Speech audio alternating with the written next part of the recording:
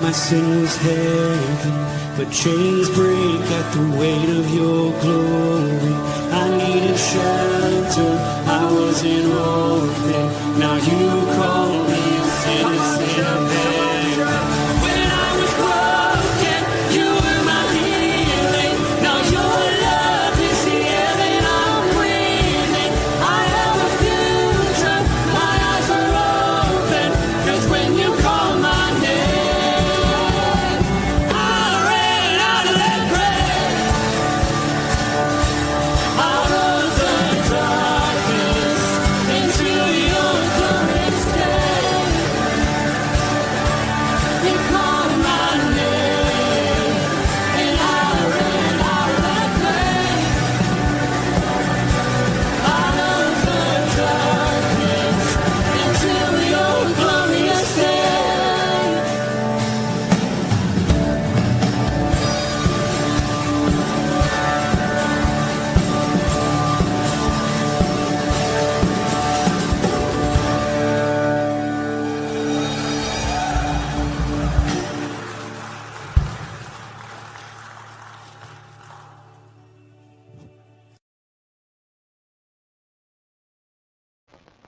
Good morning, everybody. It's beautiful out this morning. I went out on the deck and I go, holy Mac, it's like 60 degrees. This is awesome. We're looking at 1 Corinthians today. And, oh, by the way, last week of Jesus' life, It's been pretty good so far. We're getting on a roll. We went through Monday. Now we're on Tuesday tonight, 7 o'clock. Join us. It'll be great.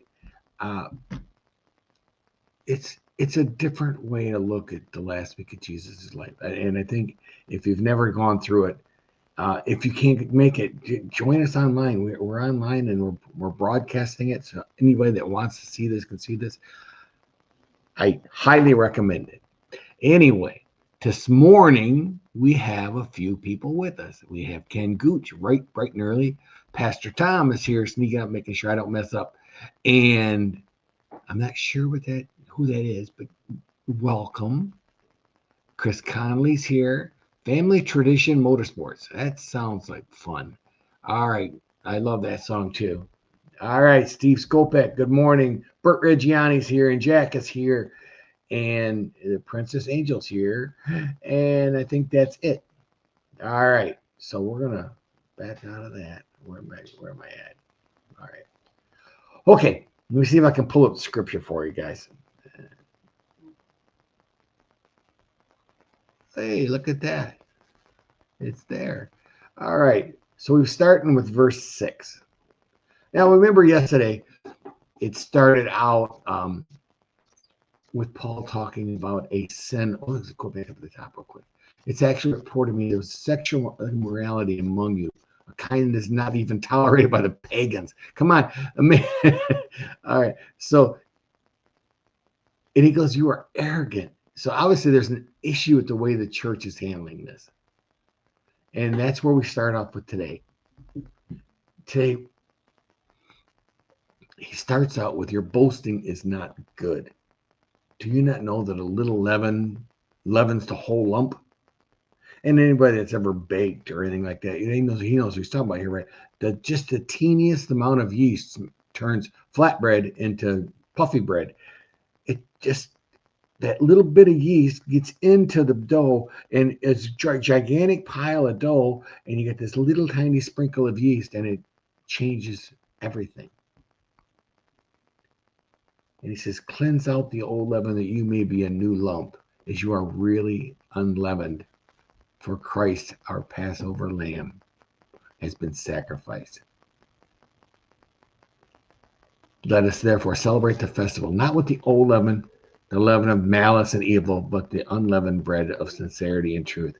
Now, this is very Jewish, and I think that's probably why a lot of people look at this and go, what? He's talking during the Passover.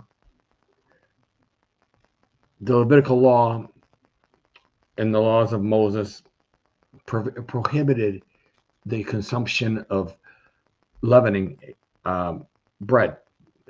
All bread should be unleavened. And so what happens is during the Exodus, all they could eat was unleavened bread because that's what they had. So as a remembrance and a reminder of the Exodus, God's command was for them to remember their time as slaves and how they were freed. And for 7 days, they were to eat no leavening agent. It was called shemitz, something like that. During the Passover, not only were you not allowed to eat it, you weren't allowed to buy it. You weren't allowed to have it in your home. I mean, it was that big a deal to them. And so he's comparing sin to this yeast. It's not, the yeast was not a sinful thing or bad. It's just during Passover, they were to remove it from their lives. Chametz later became known as something that puffed you up or was compared with ego or arrogance. Sound familiar from this passage, right? So far, where when you unleavened the stuff and you took the leavening out, that definitely pointed towards simplicity or humility. So then we'll go on from there. I wrote you in my letter not to associate with sexually immoral people. Not all meaning the sexually immoral of this world or the greedy and swindlers or idolaters, since then you will need to go out of this world. No, I'm ready to not to associate with anyone who bears the name of brother if he is guilty of sexual immorality or greed, or is an idolater, or a reviler, or a drunkard, or a swindler, not even to eat with such a one. What I have for have I for what have I to do with judging outsiders? It is not those it is not those inside the church whom are the judge. God judges those outside. Purge the evil from among you. So he's okay. There's a lot there, but it's and sometimes it can sound really harsh, right? I mean, we look at those verses, and he starts out by saying, you know, I'm pointing to the initial sin, which was the sexual immorality, but then he clarifies it to the point where he's not talking about people outside of the church. He's talking about the people inside. He's talking about the church itself, the group of a collection of people that are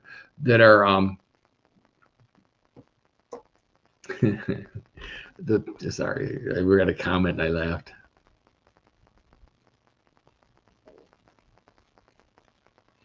Okay, hold on one second. Let's see what Tom's got here. Tom's inputting. All right, you ready? Notice you mentioned in one of these verses you read in a previous letter that Paul wrote. This is a verse that used to state to the Corinthians, probably not First Corinthians.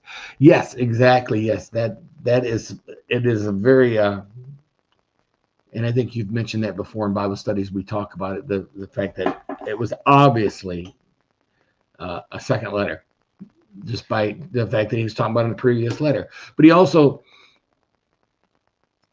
I lost track. Forgive me. All right, so he's listed all these other examples of sin. So many more examples. So this is a continuing problem in Corinth, which was a very metropolitan city. So it wouldn't be surprising that they would have issues like this, right? But he listed other examples such as greed, idolatry, slander, drunkenness, swindlers. There's a lot going on in this church. But I keep going back to the point that he kept saying, do not boast. So is this church taking these kind of things and using them as great? I'd love to know the backstory here sometimes, don't you? When you obviously the church wasn't following all the rules, and even they were making their own rules, maybe as a better way of putting it. He listed so many examples, but then he tells them to put that person out. Now, obviously the goal of all of this is to redeem this person, not to put him out. I think his action there was very concerned. Obviously, there's a ginormous problem in this church, for they can't seem to figure it out. There's outside the church, people, family, God's responsible for that. He'll judge those people, and we don't have to worry about that, right? This is important in Paul's mind because he knows that little bit of sin that is inside the church will, just like the yeast, affect the entire lump eventually. It'll eventually start seeping its way into every corner of the church. I think we see it in today's churches. We see they're permissive about certain things, which, by today's standards would seem not so bad. But it's a slow fade, right? You start allowing this, then you have to allow this, then you have to allow this. And next thing you know, you're 5 miles away from where you're supposed to be. He tells us to purge this evil person. But I think that's the last resort. The last resort is the first resort, I think, would be to try and rescue this person. Paul isn't telling us this. I think he's really talking about the church body, the church discipline, where he's talking about ignoring the sin is dangerous. So dangerous that we can put a distance between us. We should put a distance between us and the sinful behavior. All right. So today, 2026, how would this verse affect us at all? We're not in Corinth. We don't even know anything about Corinth, right? It's telling us to take sin seriously. We're saved by grace, and I think sometimes we use that as an arrogance, that we know that we're forgiven. So in our heads, we think, well, then he'll forgive me this too, right? Dangerous ground. We should live constantly matching our lives with Christ. And that's a hard thing to do, right? We have to use that model, and we have to follow that model, which is virtually impossible, but it should be our goal. And I think last night, and I think this is the key to it. Last night in the message on the Last Supper, Tom said, it's about the heart. The heart of the sinner is no different than the heart of the saint. They have thoughts, they have feelings. The difference with the sinner is their feelings are misconstrued. They're not misconstrued, but they're not misdirected. I think it's probably the best way to say it. And maybe they don't even know they're sinning. So we should, as Christians in the church, guard our influences, right? Because that's important. A little leaven can ruin the whole batch. But we should care enough. And I think this is the part that I think he could have said maybe differently. I'm not sure.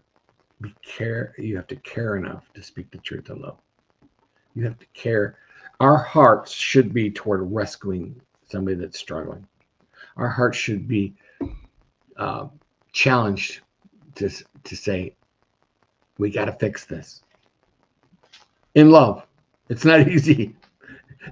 I'll be the first one to tell you, it's a challenge, and that's why probably it never happens. It's why it never gets challenged in the church. All right, so one last thing. As I was reading this, I kept thinking, what about Matthew 7, where it tells us not to judge? What if somebody throws that in your face? Matthew 7 was about hypocrisy. It was about self-righteousness. And Jesus was telling us to deal with ourselves first. This one here is telling us we can't ignore sin. We have to have accountability. And we should lovingly confront it inside our building. Thank you for joining me. I hope it was a blessing. It was a hard one because there's some hard words there from Paul. And I might be the one that's not great at challenging those kind of things. Anyway, have a firmly rooted day. I see Kimberly came on, and Charging Chats is here too. Good morning. Good morning. And Kimberly Jackson. Good morning, Kimberly. It's nice to see you guys. Thank you, Tom, for joining us. And Glenn, thank you. I know you're not serious. All right. So have a firmly rooted day, gentlemen, and may someone see Jesus in you. Peace.